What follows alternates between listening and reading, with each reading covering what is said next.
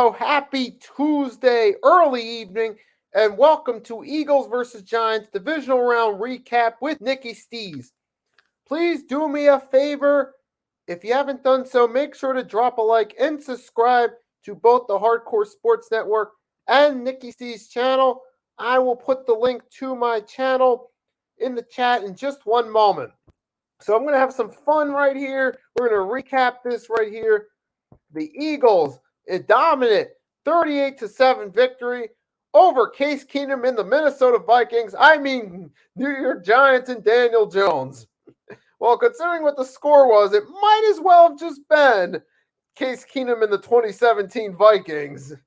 Because as you guys know, January 21st, 2018, we clinched Super Bowl 52, beating the Vikings by a score of 38-7 in the NFC Championship game. 5 years later, very same day, January 21st, we clinched our 7th NFC Championship appearance of the century by defeating the New York Giants by the very same score. But yes, sir, that is right. We sent the New York Giants back down to reality. Gave them that big old slap across the face that they desperately needed. Oh, you thought you was hot, didn't you? Just because you made the playoffs for the first time since 2016. You had a first-year head coach who was doing pretty good, mind you, who helped turn this team around, but ultimately reality check for the Giants. You still have a long way to go before you can be a contender, and you got exposed by the Philadelphia Eagles. That is right, folks. That is right. The New York Giants were exposed and the Philadelphia Eagles showed no signs of weaknesses. Now, some people had their speculation going into this game because they were looking at it going, oh, well, remember the Eagles, they haven't really dominated since the first Giants game. They've had a few iffy games since then, a couple losses without Hurts, and that was true, yes. However, any questions on whether the Eagles could still compete as a team were put to rest. Any questions on whether, well, let me put it this way. Any questions on whether or not the Eagles were still a viable force were put to rest. Yes, they are. They are still the team to beat in the NFC if you want to have a chance at a Super Bowl. And they're the team the 49ers are going to have to beat, which I'll get to that on Friday in my 49ers-Eagles NFC Championship game preview. But in the meantime, let's talk about this Giants game, shall we? Let's talk about how this was utter domination from start to finish. It all started with that first big play. Jalen Hurts to Devontae Smith put us in Giants territory. And you know what? We got 2 more third down conversions on that drive. And we also got an amazing one-handed grab by Dallas Goedert, which set the tone for the ass whooping we laid on the Giants. That's right. It set the tone from the start. And we didn't let up from there. Matter of fact, that first half, a pretty good portion of our plays, at least 50% of our plays were in Giants territory. That's how we were moving the ball and getting down on the Giants, so to say. Offensively, we were getting in their territory, putting up points. We got 28 of our 38 in the first half, and it was just an annihilation. And Jalen Hurts, hey, he only threw the ball 24 times. He completed 16 passes. He still got 2 touchdowns out of it. Nice performance there. And the running game.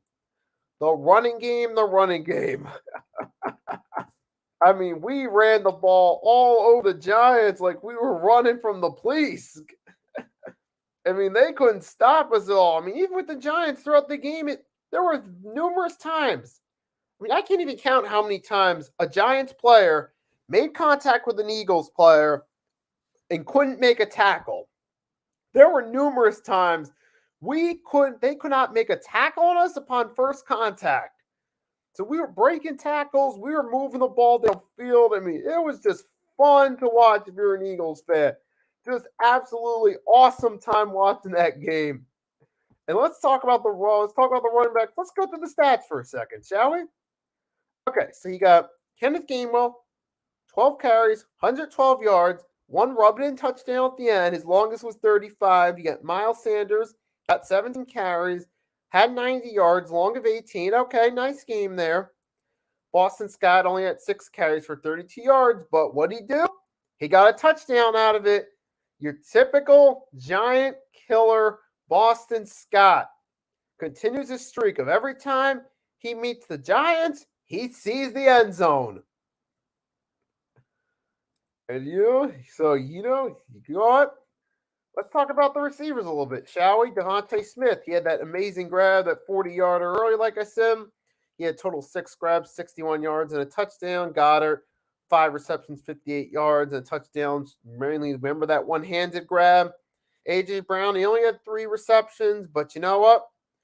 We didn't need these guys. We didn't need these guys like getting 7, 8 catch. We didn't need at least 4 receivers with 2 or more catches. We didn't need that. We only had 3 receivers with 2 or more catches. Those were AJ, Goddard, and Devontae. Because we were able to run the ball effectively with no problem. We still passed efficiently. So we could just take care of business on the ground right there. And we're mainly giving it to Gainwell and Sanders. It was a great way to split the carries and keep the momentum going on the ground throughout the game. Just excellent work right there from the offensive side of the things. And the defense. Let's talk about the defense. Okay, we got 5 sacks on Daniel Jones, right? And we got an INT. James Bradbury got an INT. You know, anytime James Bradbury goes against the Giants, he's got something to prove, and he wants to get back at this team. He still wasn't happy about not getting paid, so he's going out there like, yeah, I'm going to let these guys know how I feel about that. And he showed up. He showed the Giants how he felt about that by going out there, getting a pick on them. And you see the defense did a nice job stopping the running game, too. Let's go through it, guys. Saquon only got 9 touches. He only got 61 yards out of it. That's it. He had a long of 39, but you take away that, what was he really doing on the ground game? You take away that one good run. Daniel Jones, he tried 6 times for 24 yards. Matt 4 carries, 23 yards. They'll get credited for the touchdown, so the one-year rental running back got a touchdown out of it. And that's all you got, Giants. That's all you had to show for offensively this game. That is it. Outside of that, you had Daniel Jones fumbling. You had a bunch of 3-and-outs. Jones getting dropped on his arse numerous times. The interception by Bradbury. Eagles just in control. The Giants defense couldn't stop them. Their lives depended on it. The Eagles were just too much for them. The Giants had to get that hard smack to reality of, yeah, you may have improved this year, but you know what? You ain't contenders yet. And now is there rumors about Saquon leaving? Did I hear that correctly? I mean, they're just rumors, so I'm not going to believe anything, but the fact that this is even coming out could be either one of 2 things. Either A, the Giants are looking to retool for next year, or B, people are just looking for something to talk about. But considering that performance, Giants, I think you got some retooling to do for next year. Now, I don't know what exactly you're going to do, but obviously you can thank the Eagles for giving you that smack back down to reality. Might have done you a bit of a favor. And for the Eagles, you know what that means, right? You guys know what it means. Come on. You guys are here. You can comment in the chat. Let me know what that means. It means we're going on to the NFC Championship game. You can bring the Niners to us. And you know what? Before we get into it, where we throw some praise at the Eagles and knock some of y'all haters, how about a quick toast? You can see Arnold Palmer half and half.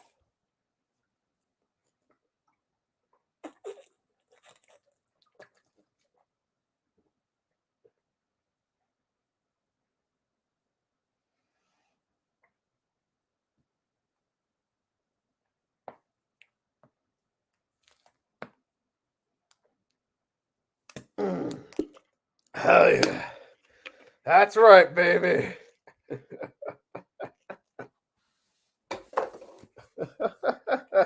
That's right. So, yes, again, there's so many people that had their question marks about this team. You still had people coming at us with questions about, well, they haven't played good in a bit. Jalen's a bit rusty. People weren't considering Jalen a top QB going into it. You had even Max Kellerman. Yeah, that Max Kellerman over at ESPN, formerly with Stephen A. Smith. He had 3 tiers of quarterbacks going into the playoffs. And of his 3 tiers of the quarterbacks that were in the playoffs, he didn't have Jalen Hurts on any of those tiers. He had Daniel Jones ahead of Jalen Hurts as far as QB tier headed into the playoffs. So, yeah, some of the hate was out there going into it. You had people, well-known personalities like Max Kellerman say Daniel Jones was a higher-rated quarterback going into the playoffs than Jalen Hurts. Well, guess what? Max Kellerman. Who's the higher-rated QB now, huh? Who is that? And to all the people that put together their list of top QBs for the season, remember that one list I shared in a YouTube short? They said that, oh, Jalen Hurts doesn't get on the list for top 10 QBs of the season because he missed 2 games due to injury. Yet Dak, who missed more games, was on the list. So, yeah, there was the hate out there going into this on the Eagles. There's the hate on our QB out there, trying to come up with all types of excuses as to why Jalen Hurts is not on that list. But you know what? He shut him down, okay? You guys want to give... What are you guys going to say now, huh? What's going to be your excuse now? Because you know the haters are going to have an excuse. Going to be, oh, well, the Giants weren't a real team. They were just a lucky team that snuck their way in. And rah, rah, rah, rah, rah, rah, rah. Yeah. Keep pushing back the goalpost all you want to. Just keep pushing back the goalpost all you want to be impressed by Jalen Hurts. But you know what? He's going to keep knocking him down. And now the goalpost they push back is now you're going to play the 49ers. The 49ers are the real team. You're going to play a real team in the 49ers. What you going to do against them? That's where the goalpost is getting pushed back to now. But you know what? I'm looking forward to it. I'm looking forward to Jalen Hurts proving them wrong again. And you know what? Hey, Miles Sanders, hey, he's still got something to prove. You know what I'm saying? Obviously, he's on a contract year, and I feel like part of it this year was the offensive line. Isn't part of the reason he's done so well, but I also feel like in part because he knows he's on a contract year and he knows he wants to keep that top spot as the number 1 running back. He's going to have to earn it. And I feel like that's another reason he played the way he has all season, too. And in this case, he had a nice performance. 17 carries, 90 yards in this one. And, obviously, he still got the NFC Championship game and possibly the Super Bowl to prove it as well. So there's that as well. He could possibly prove it through that. And Kenneth Gainwell, obviously, he stepped up in this game right here. 12 carries for 112 yards. And Boston Scott, hey, he always does well with his team. He's at least good enough to have a spot on the roster. Is he a number 1 back? No, he's not. But Eagles, he's just the right guy for the Eagles. The Eagles know how to use him. And that's the place you want him to be. I mean, man, and for this defense, man, just domination continued, okay? Domination continued throughout the regular season. Easily one of the best defenses in NFL history through a regular season. Yes, even in the offensive-friendly era, where there are suspect penalties against the defenses for PI and roughing the passer. Even in that era, the Eagles had an excellent defense, and it continued. It continued into the playoffs. It continued into the playoffs. You have just an absolute amazing performance. You had Hassan Reddick was getting in on the action. 1.5 sacks. Fletcher Cox with a sack. Josh Sweat the sack and a half. Brandon Graham got a sack. I mean, once again, these are some of the guys we've trusted to step up throughout the season. And you know what? They did do that. So you know what? James Bradbury stepped up with another interception. Again, the guys who were stepping up all throughout the season, just continuing right where they left off in the playoffs. on that side of the ball. And the same thing goes offensively, too, like I've alluded to, with Jalen Hurts and company, Devontae Smith, Dallas Goedert, and those guys. And once again, you clearly see how the Eagles look here with Jalen Hurts. That clearly it's not the system, it's Jalen Hurts. If it were the system, look at the Gardner Minshew game when we played the Saints. Look at his performance in that game if it was just the system. Because clearly that was not an example of, oh, it's just the system. That was an example of, look, it's the QB. Gardner Minshew had a lot of talent around him. He still struggled. Hence why he's a backup at this point. But Jalen Hurts, you know what happens when he's the starter? Man, he's going in there, taking control of things. Matter of fact, if you really think about it, you look at the list of elite QBs in the AFC versus the NFC. You look at the NFC, you say, who's elite in the NFC? You got Jalen Hurts. Who else do you really consider a young elite QB at this point in the NFC? Young elite QB, that is. It's kind of hard to put your hand around that. And every week, you just see more of that from Jalen Hurts, proving those doubters wrong right there. And you know what? Just absolute awesome performance. Whereas the AFC, you got guys like Burrow, Mahomes, Josh Allen. Burrow, Mahomes. Yeah, Josh Allen, I'm kind of iffy on. He's kind of got some Brett Favre tendencies where he can make big plays and help you out, but he also make costly mistakes. So he's kind of got, that similar package there as a quarterback. And I mean, this game was just, but that's outside the point. But let's get back to it. This game, I can't stop and say enough good about this game. I mean, I said going into this, my keys to victory going into this were get some pressure on Daniel Jones, stop the run, be able to pass efficiently, be able to run the ball, play disciplined football, and control time of possession. I felt if we just did at least 3 of those things, we could come out with the W in this one. And let's go through that checklist. Control time possession, check. Blitz Daniel Jones, check. Stop the run, check. Pass the ball efficiently, check. Run the ball efficiently, check.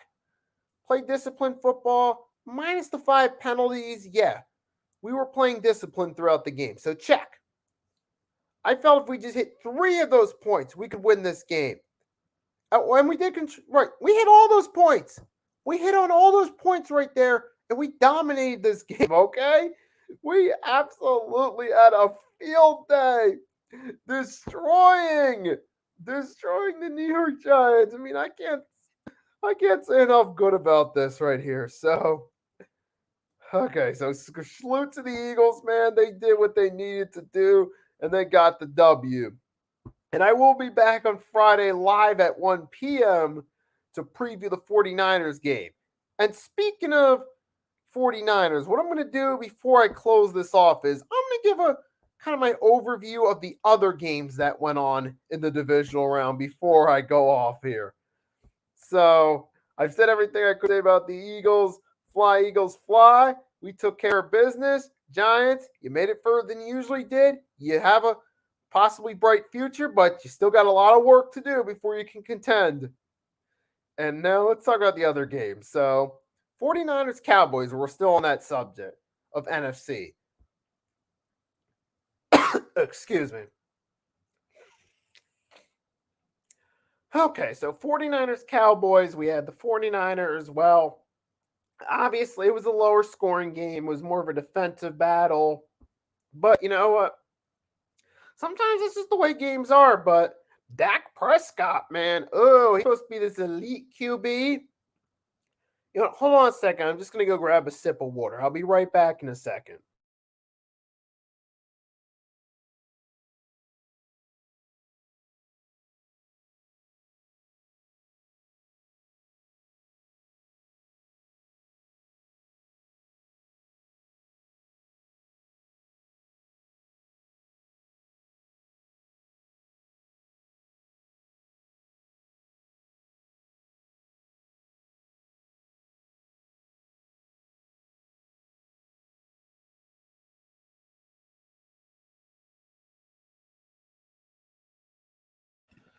All right, so now I'm back. So yeah, Dak Prescott. Dak. You were supposed to be this elite QB, right? That's what it was. Oh, you showed your eliteness with the Eagles game. You showed he could be elite with the Bucks game. You know what? Dak Prescott, Shannon Sharp put it in his little video roasting him. Like he said when he roasted Skip and the Cowboys. Dak is an up and down quarterback. He'll flash some brilliance in one game, then he'll come back down. And that's what happened here. Sure, the Cowboys had to play against the worst team to make the playoffs, the Buccaneers, because let's face it, that's what they were, referring to the Buccaneers. Cowboys had an easy game there. But then what happened when they had to step up and play the second best team in the NFC? They choked. Dak threw 2 picks. And what was that stupid play at the end? What was that stupid play at the end, Dak, huh? That's back-to-back years. Well, you were losing, you still had a chance, and you made a dumb play on the final play. Twice. And you know what? You got no one to blame but yourself. So that's back-to-back years you did that, Dak. You still think he's elite QB? No, because all I see is a decent game manager at best who benefits from the talent around him. Because that is what Dak Prescott does. He benefits from talent around him. That's exactly what he does. He just benefits from that. CeeDee Lamb, the only good player that showed up for that game for the Cowboys. He benefited from that. He benefits from, having Ezekiel Elliott, Tony Pollard, and we're still on the subject of Tony Pollard. Prayers up to Tony Pollard after that injury. Injury's never something you want to see in a game, so obviously, that was a gruesome injury. So prayers up to Tony Pollard on that one there. Ugh. Oh, my voice is starting to go a little bit. I think I choked down a little too much iced tea there. But man. Yeah, so let's take a look. Real quick. Dak, those 2 picks. And you had George Kittle had himself a nice game with those 5 receptions, 95 yards on those targets. Right there, he helped out. Brock Purdy was solid. Didn't really do anything horrific that cost them the game, unlike Dak, but clearly what it was the 49ers had the better all-around team, and the better all-around team came out on top, but that 49ers team is a really good team. They're going to be tough to beat, which I'll talk about that more on Friday. But yeah, that's going to be a tough team to beat right there in the 49ers. So yeah, that was a hell of a game right there. Cowboys put up a fight, but clearly Niners were the better team. And Brett Maher, I think your time is ticking with the Cowboys. I think it's time for another kicker. So Kansas City and Jacksonville. I expected Kansas City to win. Jacksonville, they did put up a better fight in it, but here's the big thing from that game. Patrick Mahomes' high ankle sprain. He briefly had to come out of the game. He did come back in. They still got the win, but that will be question what he can do next week in their conference championship game against the Bengals. But hey, they took care of business. The Jaguars matched up decently against them, put up a fight, but obviously knew their Cinderella run was coming to an end. And Kansas City moves on to its 5th straight AFC championship game, which is no surprise there with all that talent there, that elite QB and Patrick Mahomes. So that's not a surprise right there. Then you got the other game, the Cincinnati Bengals, Buffalo Bills. We finally got a full game between them. It's all the conspiracy theorists saying that Damar Hamlin is dead and it was a fake Screw you, all right? Screw you. But now, as far as the game goes, clearly, hey, I had a feeling the Bengals would be the better team. I felt like they were the better team going into it, and obviously it showed on the field. 27-10 victory. The Bills struggled. I mean, Josh Allen's one of those QBs. He'll make some great plays, but also make some big mistakes that are costly. And you know what, Josh Allen, you had him struggling there throughout that one. The Bengals, hey, they did what they needed to do to take care of business. They got that win, and hey, we got an NFC or we got a conference championship rematch. The first time in a decade we've had the same teams back to back years in a conference championship. Ravens and Pats 2011, 2012, and 2012, 2013, the AFC championship game. We'll see what happens this time. But hey, you know what? I mean, credit to the Bengals. Burrow did what he needed to do. He was efficient, got those two passing touchdowns. We had Joe Mixon on 20 carries, 105 yards, longest 16. And hey, Jamar Chase had a few good receptions there. 5 receptions, 61 yards. And they did what they needed to do in that game. I mean, Josh Allen and the Bills, they were struggling. It was in the snow, which you thought might have favored Buffalo, but nope. And clearly just the Bengals were the better all-around team, period. Clearly a better performance by the Cincinnati Bengals. And we'll see what happens there. Bengals-Chiefs, AFC Championship game rematch. So salute for those two teams for advancing. And I was 3-1 with my picks. I thought the Cowboys might beat the 49ers because I thought Brock Purdy might be the game where he finally struggles, but it wasn't. He still did good enough. And the Niners moved on. I was kind of iffy about that game, but outside of that, I was spot on with my picks. And you know what?